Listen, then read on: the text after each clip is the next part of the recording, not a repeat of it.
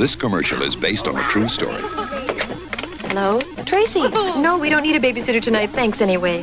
After a family bought an Atari video game, they had no trouble getting baby.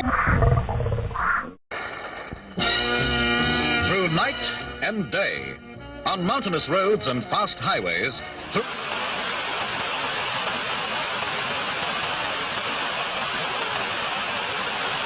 In today's video, we examine the story of Barton Hendrik Strijdom, the smiling killer of Strijdom Square, his life, his crimes, and the shocking aftermath that followed.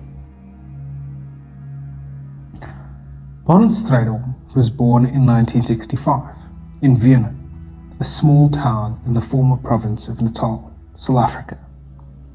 He grew up during the height of apartheid, a brutally enforced system of racial segregation that privileged the white minority at the expense of millions. From a young age, Strijdom was immersed in extreme right-wing ideology. His father reportedly encouraged racist views, shaping a worldwide view where black South Africans were seen as subhuman. At 16, Strijdom became involved in white nationalist groups. These weren't just fringe organizations. They were part of a growing current of Afrikaner extremism that feared losing power as resistance to apartheid increased. He later joined the South African police, but his career was short-lived. After taking a photo at the scene of a car accident, posing with the knife and with the severed head of a black motorist, he was promptly dismissed. The warning signs were there, but no one stopped him. 1 week before his infamous mass shooting, on the 8th of November 1988, Strijdom drove to a black squatter camp outside Pretoria. There, he murdered a woman and injured another, calling it a practice run. This premeditated act of violence revealed how deeply committed he was to a racial war he believed was divine. He later claimed to belong to a group called the Witwolves, or Witwolf in Afrikaans. Authorities found no evidence of the group's existence, but rumors persisted. Some former right-wing operatives claimed the group had operated since the 1970s in secret.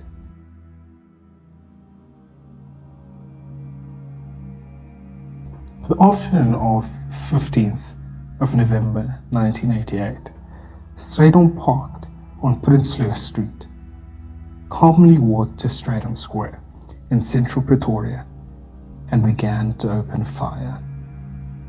He first shot a man outside the State Theatre, then crossed Church Street and shot 2 more people at random. Over the next few minutes, he moved through 3 city blocks, shooting at black civilians and 1 Indian man. During the chaos, Strijdom entered the Sato Engineering building to reload his pistol. There, a hero emerged.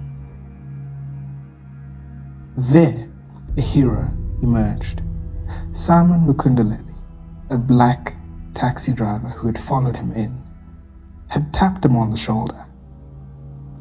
As Strijdom turned, he reached for the gun on the counter. Strijdom raised his hands and simply said, "You've got me." The two walked out into the street, where the police arrested Strijdom without incident. He had smiled throughout the shooting. 8 people were dead, 16 wounded, and 1 left permanently paralyzed. In court, Baron Strijdom showed no remorse. He described his victims as threats simply because they existed. "She threatened my existence because she was black and alive," he said of one victim, smirking. Stradom claimed he was doing God's work. He said he prayed and meditated in the days before the massacre and saw no sign to stop. He was found guilty and sentenced in 1989 to death plus 30 years for attempted murder. But his punishment would not last long. In a shocking move, President F.W. de Klerk released Stradom in 1992, labeling him as a political prisoner, alongside many apartheid detainees. The logic? That Stradom acted out of political belief, not personal malice. In 1994, just before South Africa's first democratic elections, he was granted amnesty by the Truth and Reconciliation Commission. Stradom never expressed regret. In fact, he said he would do it again, if necessary. In the years that followed, Stradom remained unrepentant. In a 2008 interview, he reiterated his beliefs, still claiming black people were not human. Meanwhile, Simon Mukundalili, the man who had disarmed Stradom and saved lives, was mysteriously killed in 1991. His death was never fully investigated. Stradom Square, named after apartheid Prime Minister, was renamed Lillian Ngoyi Square, honoring a female anti-apartheid activist. But for many, the wounds remain open.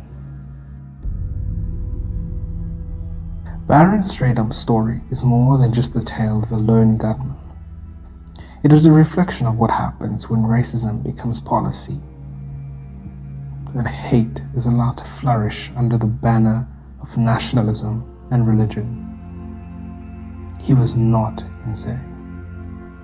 He was a product of the system. Though South Africa has moved forward, the past casts a long shadow. As nations around the world grapple with rising extremism, this story remains a warning. Those who do not remember the past are condemned to repeat it. Stradom claimed his crimes were political and that he was quite sane. The jury agreed he was sane, but decided he was also a killer. The death penalty was handed down, but 4 years later, Stradom is free.